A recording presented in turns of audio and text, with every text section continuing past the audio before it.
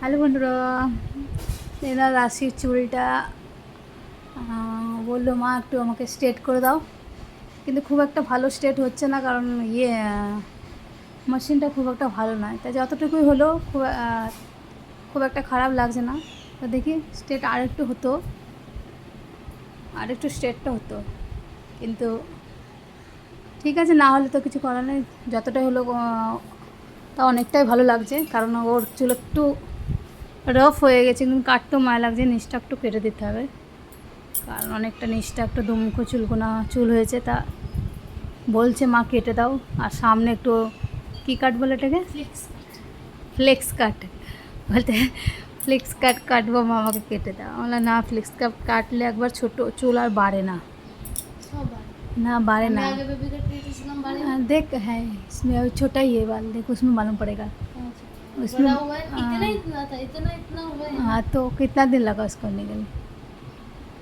तो কালকে একটা জায়গায় যাওয়া আছে, দেখা যাক যাওয়া হয় কি না।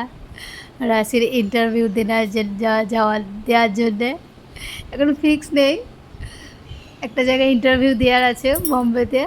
কী জায়গাটার নাম? আন্ধেরি, ঘাটকোপর, আন্ধেরিতে একটা ইন্টারভিউর জন্য যাব। এখন জানি না সঠিক যাওয়া হবে কি না, দেখা যাক। ওর জন্যই মা বললো একটু স্ট্রেট করে দাও চুলটা, তো ওই জন্য স্ট্রেট করে দিলাম চুলটা। আর আমরা নতুন ঘরে চলে এসেছি, ওখানে শুধু জামা কাপড় তো দেখা যাচ্ছে। কী করবো, এখানে বারান্দাটা নেই। বারান্দা আছে, একটা ছোট্ট একটা বারান্দা আছে, সেরকম নেই। আমরা নতুন ঘরে মানে কি ভাড়া ঘরই ধরো, ওই ঘরটা বিক্রি হয়ে গেছে, তো আমরা এই ঘরে শিফটিং করে নিয়েছি। এখনও সব চারিদিকে সব জিনিস পড়া আছে, ঠিক করা হয়নি। ঠিক করে নেক্সট দিয়ে পুরো হোম একদম ভালো করে দেখাবো তোমাদেরকে।